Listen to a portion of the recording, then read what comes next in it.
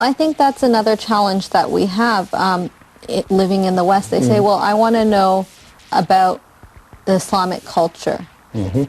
So is there one Islamic culture? No, there isn't. It's a way of life more than a culture, really. It's, you know, it's values. There's Islamic values, there's Islamic way of life. But, you know, I grew up in Egypt and I know other Arabs who grew up in other places. And in a way, culturally, we're different. We think different. But Islamically, yes, once it's time for prayer, we stand up and pray. Some of us might pray a little differently. But so there are certain things we do as Muslims, but cultures, it's totally different. And I think whenever someone approaches us with that, like what is the culture of Islam, we should reword and say that we can tell you about the cultures of Muslims that are practicing Islam. So we have one of the, we should be proud that our religion covers one of the most diverse cultures across the globe. We have from China, India, all over the place. So you can find out how each culture interacts amongst themselves as part of Islam. Yeah, and there's nothing wrong with keeping your own culture and your own identity within Islam, so long as it doesn't contradict with Islamic values. And that's the beauty of Islam, and that's why so many nations joined into Islam, because it didn't force them to change. And this is one of the issues. I notice, for example, when somebody converts to Islam, the first thing somebody tells him, change your name to a Muslim name. And I ask, in the early days of Islam, was anybody change his name?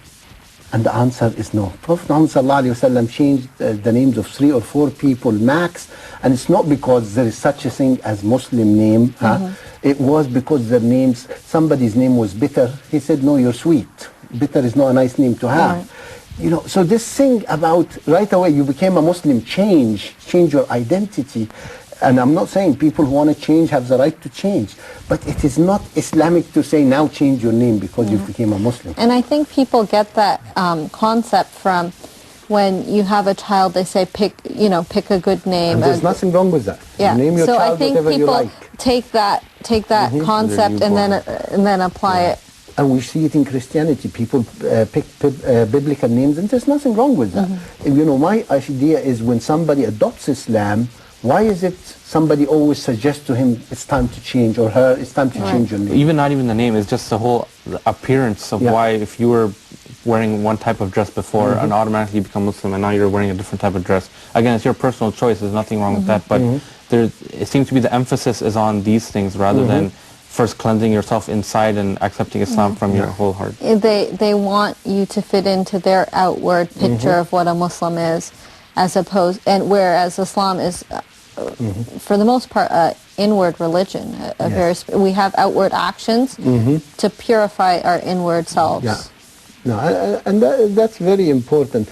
And how could we encourage people to present that in the media? One of our challenges is, how do you get young people involved in the media, learn more and present? I think the most basic way is to actually challenge people, because I think you'll find there are many Muslims who, among themselves, at the dinner table, in the coffee shop, they're very passionate and enthusiastic about different Islamic issues. And we should make that upon ourselves, that every time we see somebody passionately talking about this, we should say that, you know what, there's a show that people have every week. You should keep your mouth shut until you get on that show. And you should challenge them straight and say that you're talking about this here. Why don't you be more brave and go out and say it in front of the thousands that can watch on TV? And this is great. Maybe this gives me a chance to say, if you'd like to come to our show, write me an email, and that's how easy it is. And inshallah, maybe we can bring you on.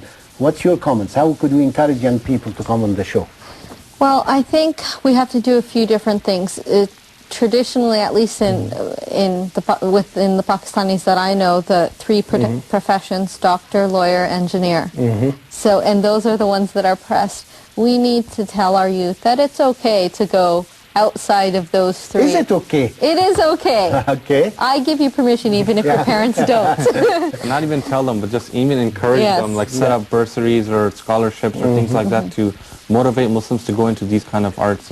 Well, not only that, we have this show taping now, and there's other shows that are Muslim shows, why don't we have something with the Muslim high schools or even non-Muslim high schools where we Yes. have students come in and apprentice? Yeah, I'd Maybe like they to don't see need that. to be on the show, maybe they can be an audience. Yes, but I also would like to see young Muslims and non-Muslims, the young Muslims bringing their non-Muslims and come and let's have a great discussion. You know, there's nothing, and it shows that Islam is open. It is not, you know, the idea is not just to preach to people.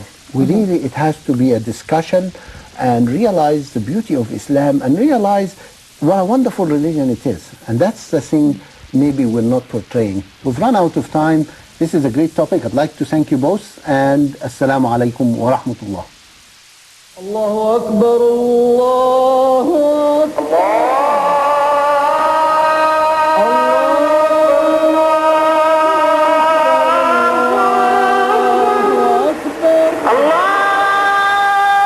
أشهد أن لا